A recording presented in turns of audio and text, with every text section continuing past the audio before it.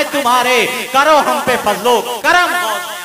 ये सरकार गौसे आजम है जिनके बारे में आला हज़रत फाज़िल बरेलवी ने कहा था, या रसूलल्लाह तेरी नस्ल पाक में है बच्चा बच्चा नूर का, तेरी नस्ल पाक में है बच्चा बच्चा नूर का, तू है ऐने नूर तेरा सब घराना नूर का, तू है ऐने नूर तेरा सब घराना नूर का। और उन्हीं का मकाम देखते हुए सरकारे आला हज़रत ने पुकार के कहा था, वाह क्या मर्तबा है गौस है बाला तेरा, ऊंचे ऊंचों के सरों से है कदम आला तेरा, सर भला क्या कोई जाने की है कैसा तेरा, अरे औलिया मलते हैं आंखें वो है तलवार। मकाम पर विलायत, ये विलायत का मकाम जनाब जानते हो, परवरदिगार आलम ने फरमाया, रबी शाह फरमाता है, अला इन औलिया अल्लाह ला खौफुन अलैहिम वला हुम यहज़नून, खबरदार बेशक अल्लाह के वलियों को न खौफ है न हुस्न मलाल है। ये परवरदिगार आलम मर्तबा बयान कर रहा है कि अल्लाह का वली होता है वो है जो डरता नहीं है, जो गमज़दा नहीं हुआ करता है, न कोई खौफ उसके ऊपर है न किसी का डर उसके ऊपर है। लेकिन अगले टुकड़े में अल्लाह फरमाता है, अल्लज़ीना आमनू व कानू यत्तक़ून, वली वो होता है जो साहिब ईमान होता है, मुत्तकी परहेजगार होता है। कुरान पाक में मेयार बयान किया वलायत की, तो वली वो होता है जो साहिब ईमान होता है, मुत्तकी और परहेजगार होता है। आज तक हाल ये है कि जनाब वाला एक आदमी चला है जिसके 10 उंगलियों में 10 अंगूठियां हो और हाथों में चमटा हो, ये जनाब कचरे के ढेर पर बैठा हो, लोगों को गालियां दे रहा हो, लोग समझते हैं बहुत बड़ा अल्लाह का वली होगा, ये बहुत बड़ा पहुंचा हुआ फकीर होगा, ये खुदा का बरगुज़ीदा बंदा होगा। लेकिन कुरान पाक ने जो मियार बयान किया है वो मियार ये है कि साहिब ईमान होता है, मुत्तकी और परहेजगार होता है। तक़वा तहारत के पैकर में ढला होता है और तक़वा तहारत के नुक़्ते इंतहा पर होता है, तब जाके विलायत का मकाम हासिल होता है। आप देखोगे विलायत का मकाम कैसे मिला करता है, ऐसे ही कोई अल्लाह का वली नहीं होता है, ऐसे ही लोगों की भीड़ भाड़ नहीं इकट्ठा होती है, ऐसे ही लोगों का इज्तिमा नहीं हुआ करता है। ये अल्लाह वाले अपने आप को अल्लाह रसूल की मोहब्बत की भट्टी में जला दिया करते हैं, तब जाके ये मकाम हासिल हुआ करता है। तक़वा तहारत का जेवर अपने गले में पहनते हैं, तब जाके ये मकाम हासिल होता है। देखना तक़वा किसे कहा जाता है, परहेजगारी किसे कहा जाता है, मुलाहिज़ा फरमाइएगा।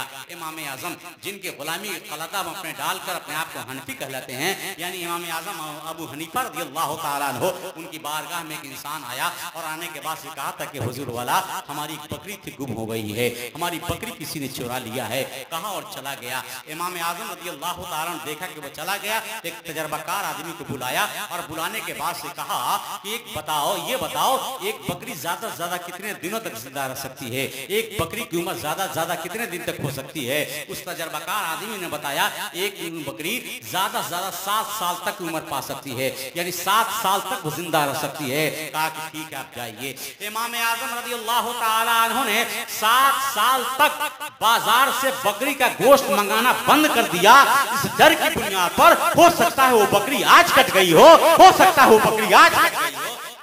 तक़वा इसको कहा जाता है, परहेजगारी इसको कहा जाता है।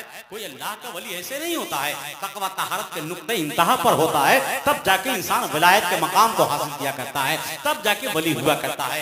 आइए इमाम अहमद बिन हम्बल की बारगाह में चलते हैं। इमाम अहमद बिन हम्बल हैं, हाल ये है कि घर में बैठे हैं, भूख लगी, माँ को आवाज दिया, अम्मी उनकी आती हैं, कहा माँ भूख लगी है, खाने कुछ है घर में? आपने सारा घर खंगाल दिया, कुछ नहीं मिला। कहा बेटा कुछ नहीं है, आप खामोश हो गए, लेकिन माँ का दिल तो माँ का दिल ही होता है। जनाब वाला वो जाती हैं और पड़ोस के घर से कुछ आटा पैंचा लेकर आती हैं और उसे दूधा रोटियां बनाती हैं, बेटे के पास लाई कि बेटा रोटियां लाई हूँ खा ले, तेरी भूख मिट जाएगी। कहा इमाम अहमद बिन हम्बल ने कि माँ घर में कुछ था नहीं, रोटियां कहाँ से लाई, आटा का कहाँ से लेकर आई?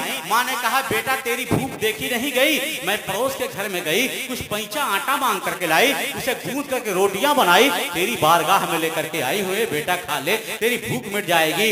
इमाम अहमद बिन हम्बल ने फरमाया माँ जिसके घर से तू आटा लेकर आई है ना, उसका कारोबार अच्छा नहीं है, उसकी बिजनेस सही नहीं है, उसका धंधा अच्छा नहीं है। जहाँ हलाल की कमाई है साथ साथ में हराम की भी कमाई है, उसके हलाल कमाई में हराम की भी आमिज़श है, इसलिए मैं खा नहीं सकता, ये रोटी मेरे खाने के लायक नहीं है, आप ले जाएं, मैं नहीं खा सकता।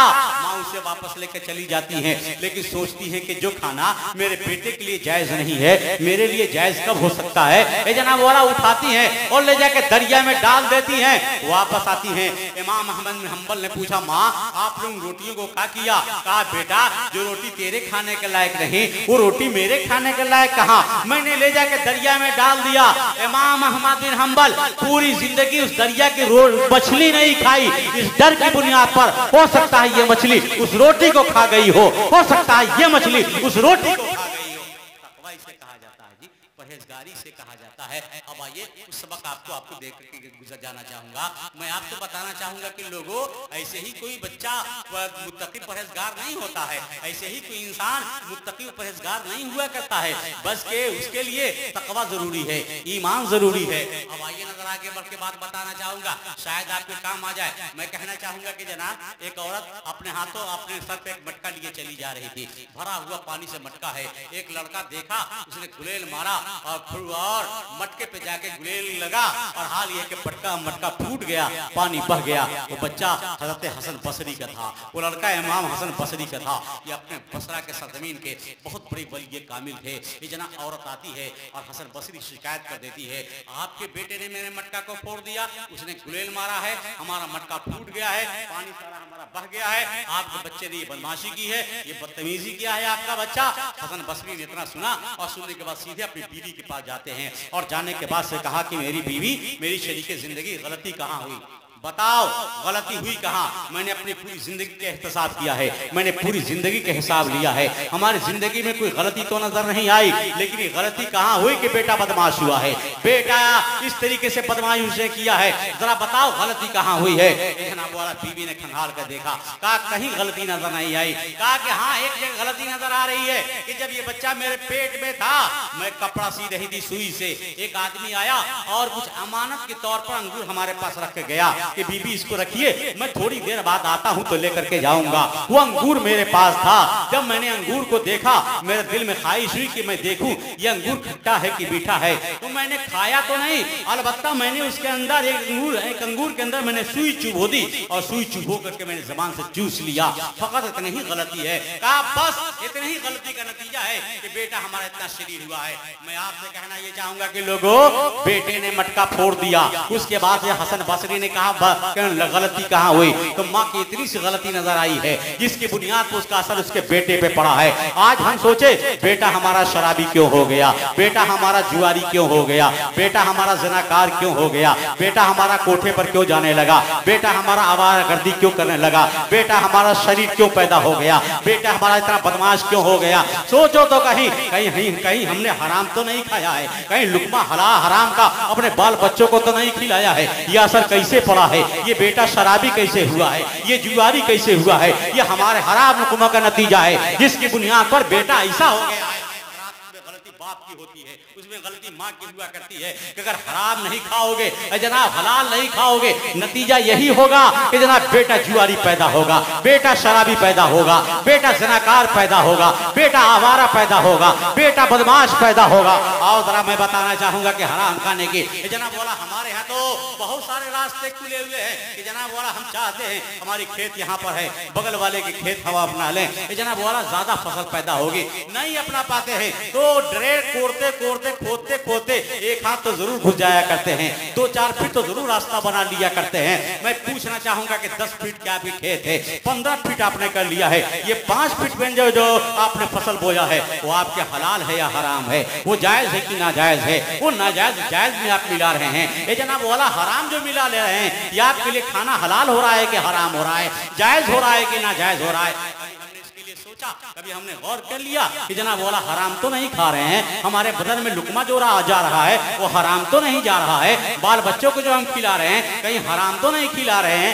आइए तरह मैं कहना चाहूंगा कि मुसलमानों की हरकतें देखने के बाद आप आंखों से आंसू चले आते हैं, या अल्लाह ये मुसलमान ऐसी हरकत करने लगा है। आप चले जाइए सन 18 से लेकर के जनाब वाला साहेबगंज तक, दोनों तरफ जितने भी ठेला वाले मुसलमान नजर आएंगे, जनाब वाला 1 किलो का वजन किसी का बराबर नहीं, सबका 800 ग्राम का है। आप चले जाइए गोश्त के मोहल्ले में, 100 रुपया गोश्त लीजिए, मान लिया जाए कि 1 किलो आना चाहिए तो 800 ग्राम आपको मिलता है, 800 ग्राम का उनका वो किलो होता है।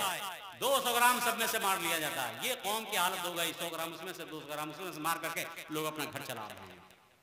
ये मुसलमानों की हालत है। कभी अफसोस मनना पड़ता है कि या अल्लाह ये न बता के मुसलमानों के हराम खाने की। मैं कहना ये चाहूंगा कि जनाब 100 रुपए किलो है, हमने 1 किलो लिया, 800 ग्राम आपने वजन करके दे दिया, 20 रुपए हमारा तो आपके ऊपर कर्जा हो गया, कहां दीजिएगा? अल्लाह तो बहुत बड़ा इंसाफ करने वाला है, अल्लाह की बारगाह में तो मिल ही जाएगा। 2 फरिश्ते उसने रखे किस काम के लिए? यही तो लिखते हैं कौन नेकी कर रहा है कौन बदी कर रहा है हजरात। लेकिन आइए जरा कहना चाहूंगा 2 फरिश्ते हैं ये जनाब बोला वो तवातुर के साथ लिखते हुए नजर आ रहे हैं, लेकिन जनाब हमने समय से मार दिया है, हमने डंडी मारी है, हमने वजन कम जोखा है, हमने दूसरे को धोखा दिया है। हमको तो धोखा दे दोगे, अल्लाह तो देख रहा है, उसकी निगाहों से बच के कौन इंसान छुप सकता है। बहरहाल मैं आपसे बताना चाहूंगा कि लोगों जरा देख लिया जाए ये हलाल है कि हराम है। 50 ग्राहक के साथ रोजाना हम ये काम करते नजर आते हैं, हमारे ऊपर कितना कर्जा वो लाद करके जा रहा है। क़यामत का दिन तो परवरदिगार आलम दिला ही देगा। हम तो कहेंगे कि परवरदिगार इसने हमको धोखा दिया था, इसका कर्जा इस बार हमारा कर्जा है, अल्लाह ताला दिला देगा कि इसका कर्जा वापस कर दे। कहा पैसा कहाँ है? कहा पैसा थोड़ा चलने वाला है, जो नेकियां तेरी हैं तू दे दे, जो उसके गुनाह हैं तू ले ले। हजरात कहना चाहूंगा इस तरह से नेकियां हमारी बढ़ जाएंगी और दूसरों को हम दे देंगे, दूसरों का गुनाह हमारे सर पर आ जाएगा और गुनाहों का अंबार लेके जहन्नम में हम डाल देंगे। ये काम आज का मुसलमान करता नजर आता है, जरा भी नहीं सोचता है कि जनाब वाला हम कर क्या रहे हैं। अरे हम किसी गरीब की मदद नहीं कर सकते तो किसी गरीब की प्लेट से, किसी गरीब के बच्चे के प्लेट से लुकमा छीनकर हमें खाने के लिए खाने की इजाजत किसने दी है? एक गरीब आदमी आया है 1 किलो लेने के लिए, हमने 800 ग्राम उसको दे दिया है। जनाब उसके बच्चों में एक के प्लेट में 1 किलो जाना चाहिए था, 800 ग्राम गया है। 200 ग्राम किसने मारा है? एक गरीब की प्लेट से किसने 200 ग्राम का लुकमा छीना है?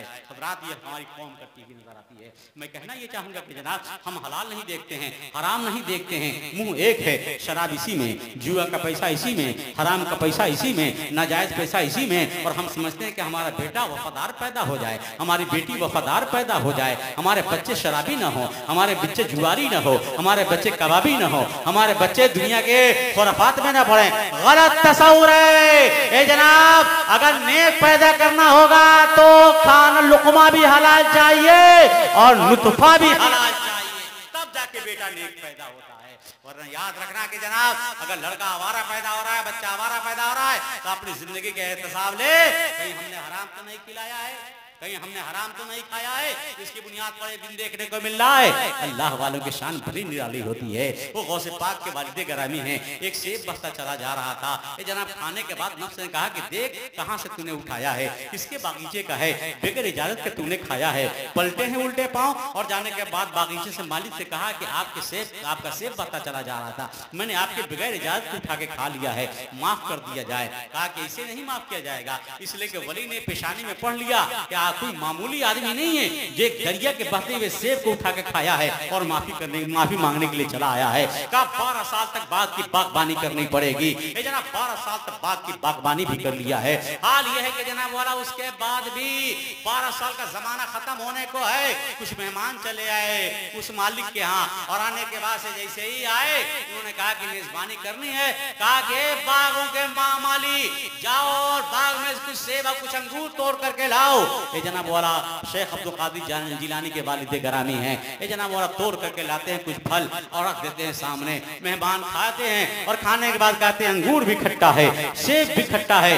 बाग के मालिक ने कहा 12 साल हो गए इस बाग में पानी देते हुए, अभी मालूम नहीं हो सका कि किस पेड़ का सेब मीठा है और किस पेड़ का अंगूर मीठा है, खट्टा लेकर चले आए। जानते उसने क्या कहा था? हुजूर हमको पानी डालने के लिए आपने रखा है, सेब चखने के लिए अंगूर चखने के लिए नहीं रखा।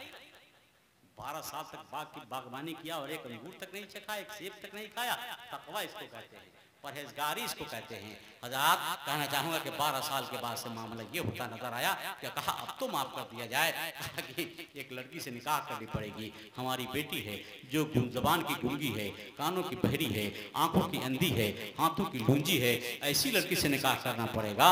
अल्लाह अकबर। कहते हैं कि या अल्लाह 12 साल बागबानी करने के बाद फिर ये सजा दी जा रही है जो शरीके जिंदगी बनने वाली हो मुकम्मल आ पाई है। जनाब कहा कि चलो दुनिया की जहमतों को गवारा कर लिया जाए, आखिरत में खुदा की बारगाह में जवाब न देना पड़ेगा। कहा कि वो भी मंजूर है। निकाह हो गया, घर के अंदर जाते हैं, सही सलामत लड़की को पाते हैं, वहीं से वापस आते हैं। हुजूर आपने कहा था मुकम्मल अपाहिज है, मगर मुकम्मल सही सलामत देख रहा हूँ। ए जनाब वाला, जानते हो क्या कहा था अब्दुल्लाह सुमई ने? फरमाया कि ज़बान की गूंगी मैंने इसलिए कहा था कि शरीयत के खिलाफ कोई अपनी ज़बान से बात नहीं निकाली। आंखों की अंधी इसलिए कहा था कि शरीयत के खिलाफ उसकी निगाह उठी नहीं है। हाथों के लूजी इसलिए कहा था कि शरीयत के खिलाफ उसने कोई काम नहीं किया है। कानों की बहरी इसलिए कहा, शरीयत के खिलाफ उसने कोई आवाज नहीं सुनी है। हजरात मैं कहना चाहूंगा, ऐसी माँ और ऐसा बाप जब ये इकट्ठा होता है तब होता है बेटा जो गालिब पैदा होता है। हजरात कहना चाहूंगा, जो तकवा तहारत के नुक्ते इंतहा पे होता है तब बच्चा इतना मुत्तकी परहेजगार होता है। शान बड़ी निराली है। हम में रहकर हमसे अलग रहते हैं, हम में रहकर के हम में मिल नहीं पाया करते हैं। इनकी जिंदगी अनोखी निराली होती है। खाना वही खाते हैं जो मुस्तफ़ा ने हलाल कहा है, जो कुरान ने हलाल कहा है, जिसको शरीयत ने हलाल कहा है उसे वो छोड़ देते हैं। जिसको शरीयत ने हराम कहा है वो काम किया करते हैं। जिससे अल्लाह राजी होता है, जिससे मुस्तफ़ा राजी होते हैं, उसे काम छोड़ दिया करते हैं। जिससे खुदा नाराज हो जाए, मिल्लत इस्लामिया, मैं ये पैगाम देना चाहूंगा कि जनाब तक़वा तहारत के नुक्ते इंतहा पर कोई होता है तब जाके विलायत का मकाम हासिल हुआ होता है। हम अल्लाह वाले की बारगाह में अक़ीदतों व खिराज पेश कर रहे हैं। बहुत जरूरी है कि जनाब वाला हम अल्लाह वालों के दामन करम से वाबस्ता हो जाएं, उनके दामन से लग लिपट के रहें ताकि दुनिया भी आबाद हो, आखिरत भी आबाद हो। साथ साथ उनका मिशन ये है कि लोगों शरीयत मुस्तफ़ा को अपनाओ, पैगंबर के दीन को अपनाओ, नबी के रास्ते पर बताए हुए रास्ते पर चलो ताकि तेरी दुनिया भी समझ जाए, तेरी आखिरत भी समझ जाए। हलाल को हमेशा कलेजा लगाना और हराम को हमेशा लात मार दिया करना, इसलिए कि हराम से इंसान का तकवा भी बर्बाद होता है, तहारत भी बर्बाद होती है, ईमान भी बर्बाद होता है। जनाब मैं कहना ये चाहूंगा कि जनाब बोला हमारे लिए जरूरी है कि हमारे हाथों में जो लुकमा जाए, जनाब बोला हलाल है कि नहीं, हराम है कि हलाल है कि हराम है, इसे देखना जरूरी है। मैं बताना ये चाहूंगा, यही तो पैगाम इन लोगों ने दिया है। मुसलमान को इल्म दीन का सीखना फर्ज करार दिया गया, मर्द हो चाहे औरत हो, इतना जरूरी है उसके ऊपर वो जान सके कि हलाल क्या है, हराम क्या है। इतना इल्म सीखना जरूरी है। तालाबुल इल्म फरीज़तुन अला कुल्लि मुस्लिमिन वल मुस्लिमा, जो मेरे आका ने फरमाया कि इल्म हासिल करना हर मुसलमान मर्द हो चाहे औरत हो उसे फर्ज करार दिया गया है। इतना जरूरी करार दिया गया है कि जान सके कि हलाल क्या है और हराम जायज क्या है और नाजायज क्या है। तो जनाब बोला इतना तो इल्म देना हमारे लिए जरूरी है। साथ साथ जहाँ दीन की तालीम देना है, दुनिया की भी तालीम देना बहुत जरूरी है। मुसलमानों कान खोल करके सुन लो, बच्चों को नहीं पढ़ाओगे ना, 2-4 महीना पहले देख ले कोरोना में मुसलमानों को हॉस्पिटल में एडमिट नहीं किया जा रहा था, मुसलमानों का केस लिया नहीं जा रहा है। हज़रात अगर आज हमारे बच्चे भी डॉक्टर होते, हमारे बच्चे भी वकील होते, ये दिन देखने को नहीं मिलते। इसलिए ज़रूरी है कि जनाब 2 रोटी कम खाओ लेकिन अपने बच्चों को इल्म दो, तालीम दो, अपने बच्चों को डॉक्टर बनाओ, अपने बच्चों को वकील बनाओ, अपने बच्चों को इंजीनियर बनाओ, बड़े बड़े पोस्ट पर भेजो, अपने बच्चों को इस लायक बनाओ ताकि तेरे बच्चे पढ़ लिख करके ये मकाम हासिल करें। हर साल हमें 5000 डॉक्टर पैदा करना जरूरी है, हर साल हमारे लिए 5000 वकील पैदा करना जरूरी है ताकि हम दूसरों को मोहताज न सकें। वरना जमाना आ रहा है, न तेरे मरीजों का इलाज किया जाएगा, न तेरा कोई केस लिया जाएगा। इसलिए मैं पैगाम देना चाहूंगा कि अपने बच्चों को पढ़ाया करो। नौजवानों लोगों, अपने बच्चों के हाथों में बड़ा बड़ा मोबाइल तूने थमा दिया है, ये उनके हाथों में कलम और किताब रहने का वक्त है, हाथों में मोबाइल रहने का वक्त नहीं है। छीन लो अपने बेटों के बच्चों के हाथों से बातों से मोबाइल, उनके हाथों में कलम दे दो, उनके हाथों में किताबें दे दो, उन्हें पढ़ने की जरूरत है। हम पीएम नहीं बन सकते हैं, डीएम तो बन सकते हैं, हम प्रधानमंत्री नहीं बन सकते हैं, हम एसपी तो बन सकते हैं, हम मुख्यमंत्री नहीं बन सकते हैं, हम कलेक्टर तो बन सकते हैं। जनाब होना इतना तो ओहदा हमको मिल सकता है और बड़े बड़े ओहदे पर हम जा सकते हैं। लेकिन कहना चाहूंगा अपने बच्चों को पढ़ाओ ताकि दुनिया भी समझ जाए, आखिरत भी समझ जाए। वमा अलैना इल्लल बलाग।